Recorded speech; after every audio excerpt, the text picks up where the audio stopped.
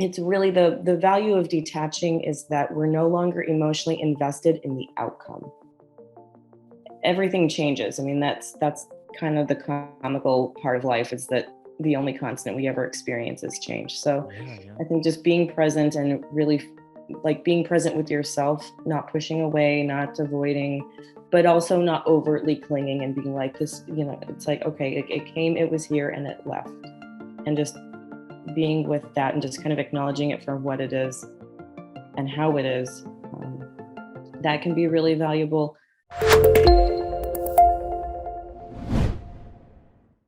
Skye, welcome back to DevKeels. Always a pleasure. How are you doing? I'm doing really well. Thank you for having me back. No, thank you very much, Skye. And our audience loves you. You always give a lot of good clarity on, and way of just opening up on different issues we talk about and have talked about with you. And check the previous interviews out with Skye above, below, sideways, wherever the icon pops up right now. So I think you'll really, really enjoy the previous episodes we had after you watch this one, of course. So, Skye, I want to bring you back on for this particular episode because we're going to talk about detachment. And the reason I think is important, really, people are now more than ever are having heightened anxiety, depression related issues, but it's because they almost can't let go as well, right? I mean, maybe it has to do with an incident that happened in their life, a certain relationship, material things that keeps them addicted to something, but I think when we let go of certain things and certain emotions and certain perceptions, it opens up, I think, a gateway for a certain type of bliss, whether it be momentary or it could, last however long it lasts, right? But letting go of certain things that just stay stuck in our mind, weigh heavy on our body, can really, I think, be a detriment to us. So want to get your perception on that. And if you think something related to detaching from these things in our life is important, and why.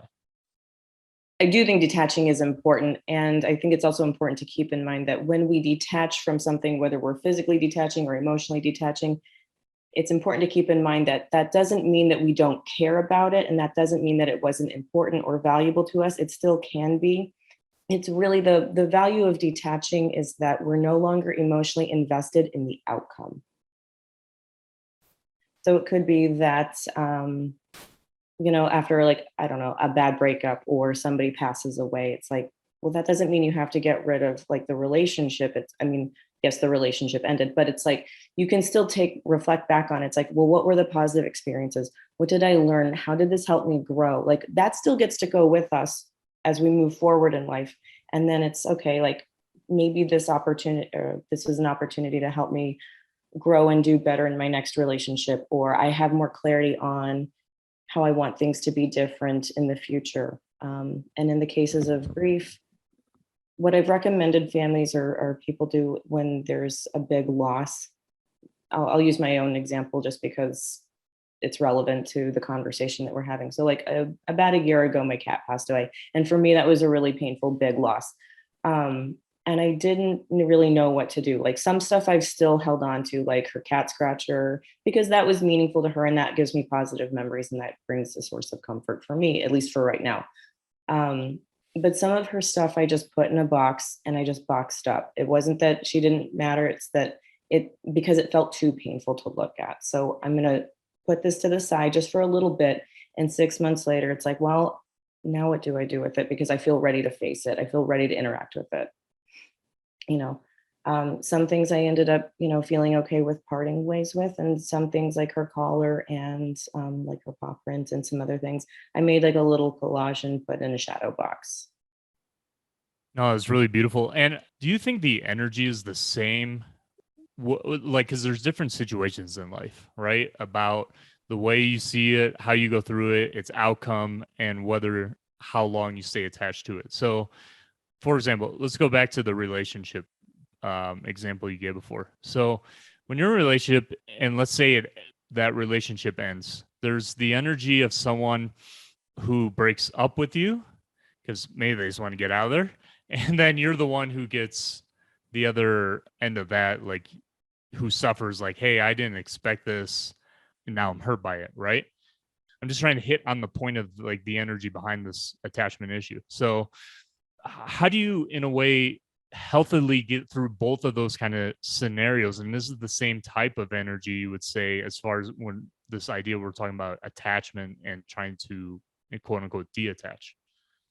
Yeah, that's a really challenging spot to be in. So I think first it's important to acknowledge, like, you have to feel your feelings. It's what was it, Winston Churchill, when you're going through hell, keep going. It's like it's important to acknowledge that we feel our emotions and to be present with them, but instead of pushing them away or numbing out with like shopping or substances, drinking or smoking, whatever, instead of turning on to those for relief, it's really about kind of leaning in, but also working through it. Because I mean, yes, rejection hurts. And that's really like probably the first thing a lot of people are going to feel. It's like the pain of that, not only rejection, but then it's like, what is the meaning of this loss? And, kind of exploring more of those experiences and working through those pain points. For some people, a lot of childhood wounds will come up because it feels like rejection from when they were younger, and doing that inner child work. For some people, it's going to take just some reflection on, you know, where do I go from here? And is what this person said to me when they broke up with me, is that true? Is that a fair reflection? Is that a reflection of them, or is that something I need to take into account and work on? And that's going to be different for every single person. So the value of detaching really helps in the sense that, actually, somebody said this to me, one of my spiritual mentors, her name's Gregorio. She said this, and it's always resonated with me: burdens are only heavy when you pick them up. So really, and that's, it kind of circles back to our context on detaching. It's like, if you don't pick it up, you don't feel the weight of it, because it may not necessarily be yours to take on.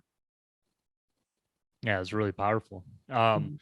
Do you think, based on the way you help your own clients and your specialized knowledge and even experience, like you said, go through it, like the Winston Churchill quote you gave, is it better in a certain way to go through it like that and suffer the pain immediately, no matter how difficult it may be, or in a way have it more moderate, like, well, like you put it off a little bit, you don't acknowledge it, kind of stays buried, and then you visit it at a later point in life, and then you leave it again? I mean, is there a balance in between those two, or is it better just to go straight through as quickly as possible, you think? I think that's really going to vary for each person. Some people are bullet trains and can go through things really quickly, really intensely. But for other people, it's kind of that the ebb and that flow of like, I can do some processing, I can kind of unpack some stuff, I can process, I can, have a cry fest with a friend.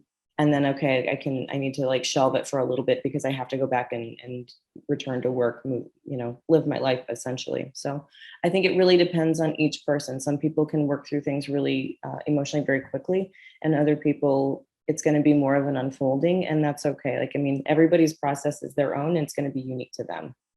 How important is it to have personal reflection and kind of self-awareness of how you are? Because like I think that that's one of the biggest struggle for most people, is like, as far as acknowledging, the pain or suffering or just something deep rooted that they don't want to touch. Like, how important is it, from how you help other people and teach people, probably, like, to be able to practice that? Like, where's the value in trying to do as much yourself and take that action?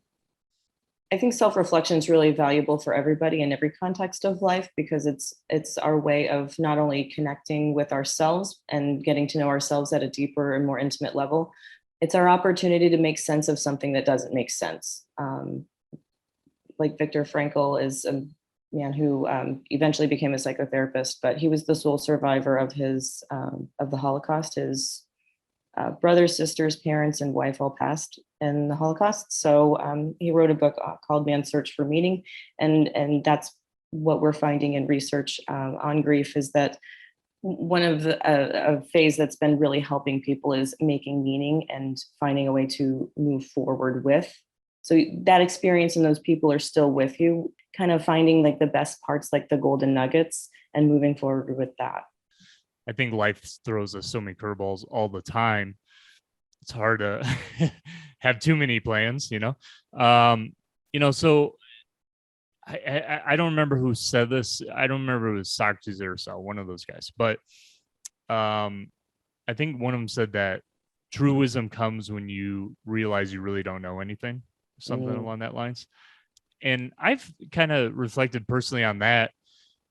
I think the less I try to figure out how life is and the way the mechanics behind it, the happier I am, So, and just is that also a way, the less you try to get a definitive answer on what is meaning in itself and just go with what your heart tells you and how to live, you may be better off.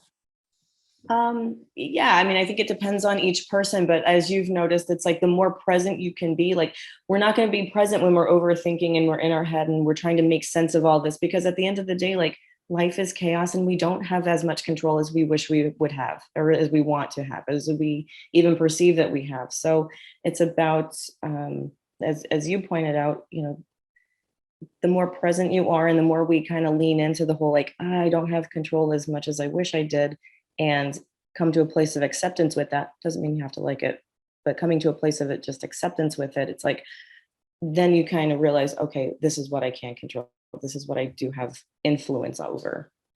And then we can kind of, it's almost like the energy of the universe, if we keep chasing something, it's gonna be evasive towards us. Whereas like when we let go and just say, okay, whatever comes, and whatever needs to go will go, then we kind of notice things coming into our life that's, you know, That's kind of yeah, where I'm trying to get out personally. totally. It's not easy just because, yeah, our mind, I don't know. There's something in our mind, I guess not with everyone, but in my case, for sure, I think there's like certain things where it's like, well, this has to happen or it's going to be catastrophe kind of thing. Even if small things like, oh, well, if the corner shop is not open today and I don't get that canister of coffee, I'm going to have a horrible day, which I think some people might understand that, but but I'm really like personally too, trying to get more on a pathway of not trying, like having goals, but not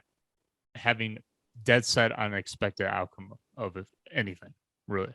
I mean, just doing your best and having like your heart's desire set on the energy you move in that direction, but just get to the end point as best you can. But just if it doesn't work out in the same way that's in your mind, then that's okay. But that's a lot easier said than done for sure. But Absolutely.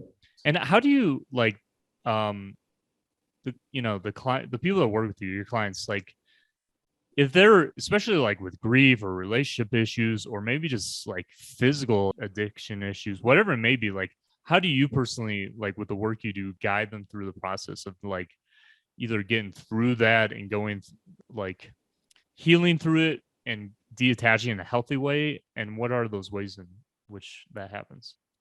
Yeah, that's a really valuable question. For people, it's going to be a little bit different for everyone depending upon what their challenge is. Like when I was working in intensive outpatient, we would encourage people to build a sense of community, common unity, right?